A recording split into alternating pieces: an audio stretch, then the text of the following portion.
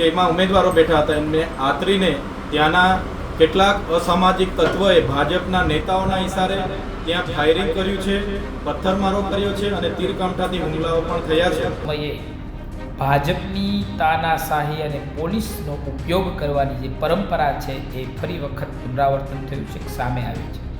અમારા બગડુ તાલુકા પંચાયતના સભ્ય સંજયભાઈ પાઘડાર ઉપર ખોટો કેસ કરી એમને પોલીસે આજે અરેસ્ટ કર્યા છે. અમે પૂરા વિશ્વાસ સાથે કહીએ છીએ કે ગામની રાજનીતિ, લોકોલક્ષી રાજનીતિ, લોકો ઉપયોગી રાજનીતિ આવા કામો થઈ શકે એના માટે નર્મદા જિલ્લાની અંદર મોડલ પૂરું પાડવાનું કામ આમ આદમી પાર્ટી કરશે. ગુજરાતની સ્થાનિક સ્વરાજની સંસ્થાઓની અંદર સૌથી સારી કામગીરી કરવાનું કામ નર્મદાની અંદર આમ આદમી પાર્ટીના ચૂંટાયેલા સદસ્યો કરશે.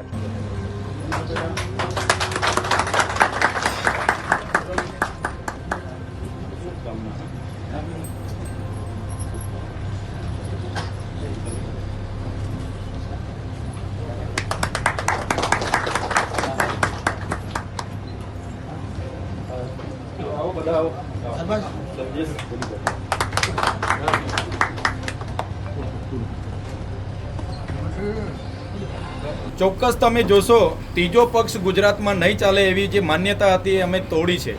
વિધાનસભામાં અને હમણાં જે સામાન્ય સ્થાનિક સ્વરાજની ચૂંટણી હતી એમાં 500થી વધારે બેઠકો અમે જીતી છે અને 34 જિલ્લા પંચાયતોમાંથી નર્મદા જિલ્લા પંચાયત અમે કબજે કરી છે.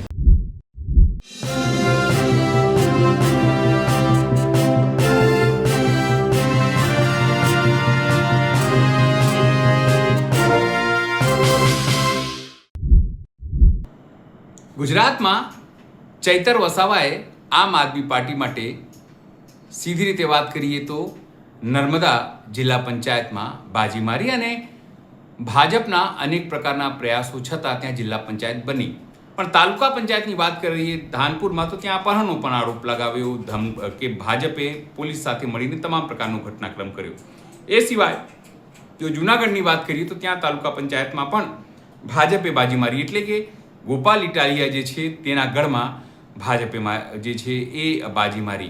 આમ જરૂરથી કહી શકાય કે એક તો એક પણ જિલ્લા પંચાયત પર કબજો કરીને આમ આદમી પાર્ટી એ બાજી મારી હોય, ભાજપના ગઢમાં જે છે તેને ગાબડું પાડી હોય તો સ્પષ્ટપણે દેખાઈ રહ્યું છે. અને એટલા માટે જ અરવિંદ કેજરીવાલ ત્યાં સફળ રોડ શો પણ કરી રહ્યા છે. પણ એક વાત જરૂર છે, આ તમામ વચ્ચે આ ઘટનાક્રમનું જે શ્રેય છે અથવા આ વિજયનો શ્રેય છે તમે ચૈતર વસાવાને આપી શકો છો. નમસ્કાર, હું છું ચિંતામણી પુતનીલ પટેલ. સ્વાગત છે આપનું અમારા કાર્યક્રમમાં. આવો સાંભળીએ ચૈતર વસાવાએ શું કીધું, જિલ્લા પંચાયત કેવી રીતે બની, ખાસ કરીને નર્મદા અને જે જૂનાગઢ છે ત્યાં શું થયું. સ્વરાજની ચૂંટણીમાં દાહોદ જિલ્લાના ધાનપુર તાલુકા પંચાયતમાં ત્યાંની જનતાએ આમ આદમી પાર્ટીના 12 જેટલા તાલુકા સભ્યોને જંગી બહુમતીથી વિજયી બનાવ્યા હતા. આજે હાલમાં જ 12 વાગ્યાની સામાન્ય સભા હતી ત્યારે અમારા 12 તાલુકા સદસ્યશ્રીઓ સામાન્ય સભામાં ભાગ લેવા માટે અને પ્રમુખ ઉપપ્રમુખની વરણીમાં સહભાગી થવા માટે જતા હતા. ત્યારે ધાનપુર તાલુકા પંચાયતની પહેલાં જે ઘાટા આવે છે ત્યાં ઘાટા કને ઝાડ રસ્તા પર કાપીને તુફાન ગાડીઓ રસ્તા પર મૂકીને 4 ગાડીઓ જેમાં ઉમેદવારો બેઠા હતા એમને આતરીને ત્યાંના કેટલાક અસામાજિક તત્વોએ ભાજપના નેતાઓના ઇશારે ત્યાં ફાયરિંગ કર્યું છે, પથ્થરમારો કર્યો છે અને તીરકામઠાથી હુમલાઓ પણ થયા છે. જેના કારણે અમારા ઉમેદવારો હેમખેમ એમાંથી બચીને બહાર નાસીને બચ્યા છે અને પોલીસને જાણ કરી બાદમાં ડીવાયએસપી એમના કાફલા સાથે આવી અમારા ઉમેદવારોને હેમખેમ પ્રમાણે બચાવી લઈને સામાન્ય સભામાં હાલમાં જ લઈ ગયા છે. અને અમારા ઉમેદવારોને ખેંચી કરવામાં પણ ઈજાઓ થઈ છે, પથ્થર મારાઓમાં પણ ઈજા થઈ છે અને 4 જેટલી ગાડીઓને નુકસાન થયું છે, જેની અમે સખત શબ્દોમાં નિંદા કરીએ છીએ. જે ભારતીય જનતા પાર્ટી 30 વર્ષથી શાસનમાં હતી એમનો જે ભ્રષ્ટાચાર ઉજાગર ના થાય અને આવનારા દિવસોમાં પણ એમને કૌભાંડો કરવાનું મોકળું મેદાન મળે એના માટે સત્તા પર આમ આદમી પાર્ટી ના બેસે એના તમામ નિમ્ન કક્ષાના પ્રયાસો ભારતીય જનતા પાર્ટી કરે છે. એનો જવાબ લોકતાંત્રિક રીતે આવનારા દિવસોમાં દેશ અને ગુજરાતની જનતા આપશે. પર પૂર્ણ બહુમતીથી આમ આદમી પાર્ટીની જિલ્લા પંચાયત બની છે અને આમ આદમી પાર્ટીની જિલ્લા પંચાયત બની છે ત્યારે પહેલીવાર જિલ્લા પંચાયતના પ્રમુખ તરીકે અંજનાબેન વસાવાની નિમણૂક થઈ છે, ઉપપ્રમુખ તરીકે સંગીતાબેન તડવીની નિમણૂક થઈ છે. ત્યારે અમે બધા ખુશીનો આજે ખુશીનો અમારા માટે ઉત્સવ છે. સાથે સાથે આ પ્રસંગે અમે નર્મદા જિલ્લાના તમામ લોકોનો આભાર માનીએ છીએ. આ જીત એ નર્મદા જિલ્લાની લોકોની જીત છે. સાથે સાથે વિશ્વાસ આપીએ છીએ, ખાતરી આપીએ છીએ, જે પણ સમસ્યાઓ, જે પણ પ્રશ્નો જેનું નિરાકરણ આજ દિન સુધી નથી થયું, એવા તમામ પ્રશ્નોનું નિરાકરણ સત્વરે આવે એ પ્રકારની કામગીરી અમે બધા સાથે રહીને કરીશું. એક ધારાસભ્ય તરીકે મારી પણ જવાબદારી છે. જિલ્લા પ્રમુખ, ઉપપ્રમુખ અને અમારા તમામ સમિતિઓના અધ્યક્ષો બધા સાથે રહીને મંત્રણા કરીને, પરામર્શ કરીને બધા નર્મદા જિલ્લાના છેવાડાના વ્યક્તિનું કામ થાય એ પ્રકારની અમારી કામગીરી હશે. સાથે સાથે હું આપ સૌના માધ્યમથી કહેવા માગું છું, આમ આદમી પાર્ટી એટલે કે આપની રાજ નથી પણ આપણું રાજ છે. નર્મદા જિલ્લા પંચાયતમાં આપની સત્તા નથી પણ આપણી સત્તા છે. અને બધા જ લોકોને સાથે રાખીને, તમામ વર્ગને સાથે રાખીને લોકોના છેવાડાના વ્યક્તિ સુધી યોજના પહોંચે, એમનો વિકાસ થાય એવું અમારું કામ હશે. અને લોકોના સુખ દુઃખમાં, સેવામાં તત્પર અમે રહીશું. આજે કેજરીવાલજી પણ આવવાના છે. આ પહેલીવાર અહીંયા નર્મદા જિલ્લામાં અને ગુજરાતમાં આખા જિલ્લામાં જિલ્લા પંચાયત આવી છે, જેને કારણે આવી રહ્યા છે. ચોક્કસ તમે જોશો, ત્રીજો પક્ષ ગુજરાતમાં નહીં ચાલે એવી જે માન્યતા હતી એ અમે તોડી છે. વિધાનસભામાં અને હમણાં જે સામાન્ય સ્થાનિક સ્વરાજની ચૂંટણી હતી એમાં 500થી વધારે બેઠકો અમે જીતી છે. અને 34 જિલ્લા પંચાયતોમાંથી નર્મદા જિલ્લા પંચાયત અમે કબજે કરી છે. ત્યારે આજે અમારા રાષ્ટ્રીય સંયોજક અરવિંદજી પણ અહીંયા પધારી રહ્યા છે અને નર્મદાની જનતાનો આભાર માનવાના છે, ગુજરાતની જનતાનો આભાર માનવાના છે અને જનતાને એ જ અપીલ કરવાના છે કે આ જ પ્રકારનો સહકાર 2027માં મળે તો ચોક્કસ અમે ગુજરાતમાં બદલાવ લાવી શકીશું. Okay, done. નમસ્કાર. ગુજરાતમાં વૈકલ્પિક રાજનીતિને ચાહવાવાળો, વૈકલ્પિક રાજનીતિને સમર્થન આપવાવાળા તમામ લોકો માટે એક સારા સમાચાર છે. આજે ગુજરાતના ઇતિહાસમાં પહેલી વખત નર્મદાની અંદર ભાજપ અને કોંગ્રેસ સિવાય કોઈ ત્રીજો પક્ષ એટલે કે આમ આદમી પાર્ટીએ સત્તા કબજે કરી છે. આમ આદમી પાર્ટીની સરકાર બની છે.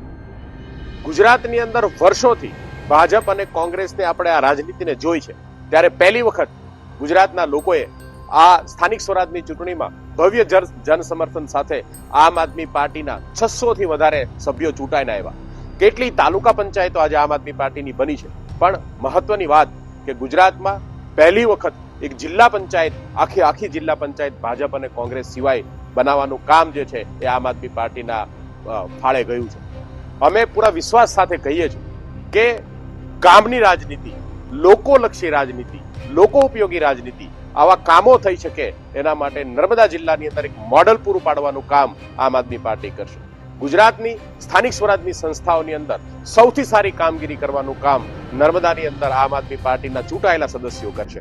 હું તમામ ગુજરાતના લોકોને અને આમ આદમી પાર્ટીના તમામ કાર્યકર્તાઓને શુભેચ્છા પાઠવું છું, અભિનંદન પાઠવું છું.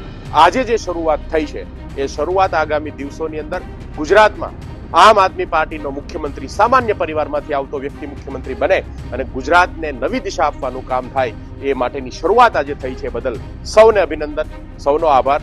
ભારત માતા કી જય. જય જય ગરવી ગુજરાત. જી નમસ્કાર, હું રાજુભાઈ બોરખતરિયા, પ્રદેશ સંગઠન મંત્રી આમ આદમી પાર્ટી. આજે જૂનાગઢ તાલુકા પંચાયતના જે ચૂંટાયેલા સભ્યો છે એમાંથી પ્રમુખ, ઉપપ્રમુખની વરણી માટેના ફોર્મ ભરવાની પ્રોસેસ આજે પૂર્ણ થઈ છે. ત્યારે આમ આદમી પાર્ટીની પાસે 9 ઉમેદવારો છે અને બીજેપી પાસે 9 ઉમેદવારો છે. આવા સમયે ભાજપની તાનાશાહી અને પોલીસનો ઉપયોગ કરવાની જે પરંપરા છે એ ફરી વખત પુનરાવર્તન થયું છે, સામે આવી છે.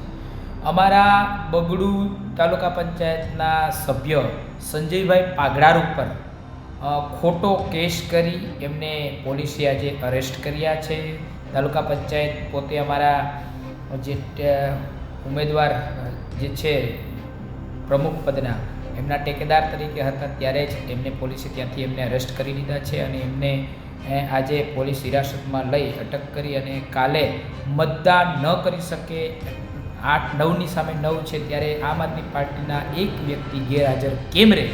તમારી નિષ્ઠાવાન લોકોને તોડવામાં ભાજપ જ્યારે નિષ્ફળ ગઈ છે ત્યારે પોલીસનો ઉપયોગ કરી દુરુપયોગ કરી અને એ લોકોએ અમારા નિષ્ઠાવાન બાહોશ સંજયભાઈ પાગડાર ઉપર ખોટો કેસ કરી અને એમને આજે અરેસ્ટ કર્યા છે અને તાનાશાહીની હદ વટાવી છે. એમ કહેવાય કે એક આમ આદમી પાર્ટીના જે નિષ્ઠાવાન કાર્યકર જે લોકો ચૂંટણી લડ્યા અને જીતા એને તોડવામાં એ નિષ્ફળ ગયા છે ત્યારે એની ઉપર ખોટો કેસ કરી અને હેરાન પરેશાન કરવામાં આવ્યા, એને અટક કરવામાં આવી અને આજે પોલીસને હવાલે કર્યા છે. અને કાલે એના તમામ પ્રયત્નો એવા છે કે આ વ્યક્તિ આમ આદમી પાર્ટીના પ્રમુખ બનવામાં જે વ્યક્તિ જે દાવેદાર છે જેણે ફોર્મ ભર્યું છે એને મત ન આપી શકે અને ચિઠ્ઠી કરવાની હતી, કારણ કે 9ની સામે 9 છે એટલે 9ની સામે 9 તો આ વ્યક્તિ ગેરહાજર રહી પાર્ટીના એટલે એમના જે 9 ઉમેદવાર થાય અને આમ આદમી પાર્ટીના 8 થાય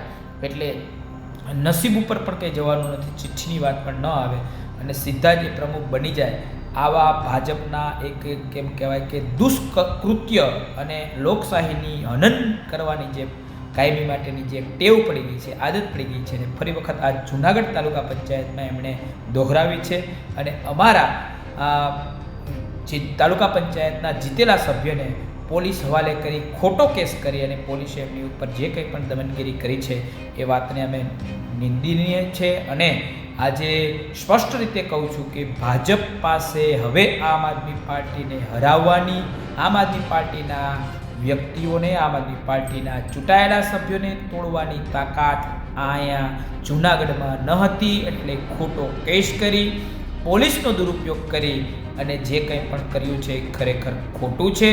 અમારા તમામ પ્રયત્નો છે. આજે અમે તંત્રને પણ રિક્વેસ્ટ કરીએ છીએ કે આ ખોટું થઈ રહ્યું છે, પોલીસને પણ કહીએ છીએ કે આ ખોટું થઈ રહ્યું છે. ભાજપના ઈશારે તમે જે કંઈ પણ કરી રહ્યા છો એ ખરેખર ખોટી વાત છે. અને તમે આવો ને મેદાને, ભાઈ 9 તમારા હતા, 9 અમારા છે, તો શા માટે ખોટો કેસ કરીને આ વ્યક્તિને તમે હેરાન કરીને આજે એને જેલમાં પૂરવામાં આવ્યો છે અને પોલીસ હિરાસતમાં લેવામાં આવ્યો છે. કાલે એ આમ આદમી પાર્ટીના 8 વ્યક્તિ રહે અને બહુમતી ભાજપની દેખાય અને પ્રમુખ એનો 2 એવા પ્રયત્ન કરવામાં આવ્યા છે. એ લોકશાહીનું હનન છે, લોકશાહીની હત્યા છે.